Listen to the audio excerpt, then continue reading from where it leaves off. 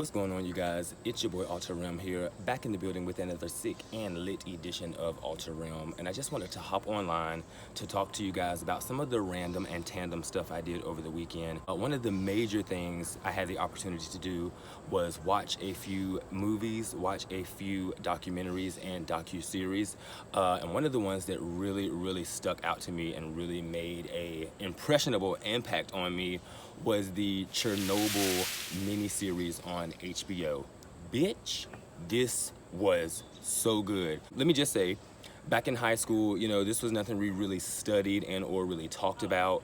It's always been things like the Holocaust, maybe tits and tad bits of like slavery and or like natural disasters, but we never really touched on Chernobyl. But just looking into things myself, this was something that really stuck out to me. I remember first learning about Chernobyl, gosh, when I was maybe in my early 20s. And it was just really fascinating. How everything went down was absolutely mind-blowing. And I've seen some documentaries on YouTube, and I've actually read a couple of books about it, but this mini-series just took it to a whole nother level for me. It pretty much gave you a scope of what each individual kind of personally went through, and or what the fire team went through, what the police department went through, what the scientists went through, what the family members and the townies went through. So I'll just read this really quick for those of you who really don't know a lot about Chernobyl or who are interested in watching the mini-series and or the movie. There was a movie Chernobyl made a couple of years ago, but it was more of like a horror type of scary movie. It talked about the people who were left in the town and in the city after the radiation started to subside a little bit, and it talked about the genetic mutations and birth defects in that particular film. But in this mini-series, it gave you more of like an in-depth look at like what happened at the nuclear plant, what each character and or what each person did in that particular predicament, the roles of the scientists, the lawyers, the hierarchies, the KGB or the BJK or pretty much the CIA.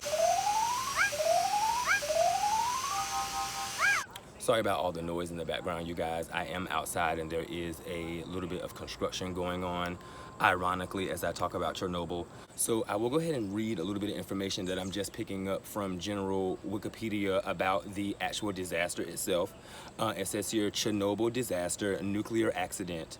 The Chernobyl disaster was a nuclear accident that occurred on the 26th of April, 1986 at the number 4 nuclear reactor in Chernobyl nuclear power plant near the city of Prypyat. I hope I'm pronouncing that right. Prypyat. Sorry, you guys, if I'm not pronouncing that right. In the north of Ukrainian SSR. So this was something that also kind of captivated me about this. I was born in the early 80s, and to find out that this happened in 1986 while I was a kid was absolutely mind-blowing to me.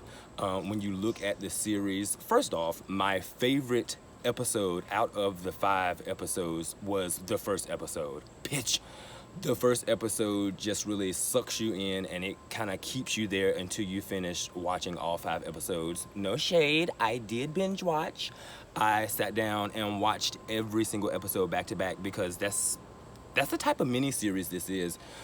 This is not like House of Cards or Walking Dead or something like that where you can maybe watch 3 or 4 episodes, take a break, come back like a week later. No, Chernobyl, you're gonna watch every single episode right then and right there. It is so good. Like I said, the first episode was the episode that really pulls you in to the miniseries. Shouts out to the cast.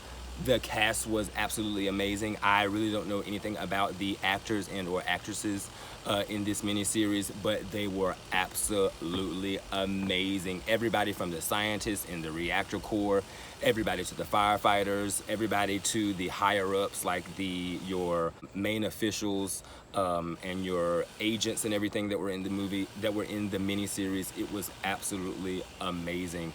They did a phenomenal job. So you guys, I think I'm gonna stop the video here. I'm sorry, I'm really not all that familiar with the nuclear terms and all the scientist terms to take you more in depth into the episodes. So if you know anything else about Chernobyl and or any fun facts, definitely leave that in the comment section below. I know there are a lot of YouTube videos out there about people going back to the area in present day to get the readings and the levels of the radiation. So I find that to be pretty cool and kind of like dangerous still at the same time. And knowing me, I will ramble on and tell you guys too much about the episodes, and knowing darn well you haven't seen them yet, that would not be cool. So I'm gonna shut up here, but you definitely can go on HBO GO and or HBO Now to view Chernobyl. You can do so by getting the apps and or going directly online. What I did was sign up for the 7-day free trial, allowing me to view all of the miniseries, movies, cartoons, short stories, documentaries, everything that they had to offer. You could view that for 7 days. And at the end of the 7-day trial, of course, they will charge you full price for that next month rolling over, and or you can cancel on your own recognizance at any time. So that's what I did. I probably will be keeping this HBO Go. It is pretty cool. There are a lot of documentaries and a lot of docu-series, sort of like Viceland and everything, that I want to view on the application. So yeah, hope you guys enjoyed this video. Like I said, I didn't want to tell you too much without you experiencing Chernobyl for yourselves. This was awesome. Give this video a thumbs up if you like. After that, definitely subscribe to the channel. And after you subscribe to the channel, you might as well go on ahead and hit that bell icon. The bell icon is going to notify you on when I upload more videos such as this. It's your boy. Peace.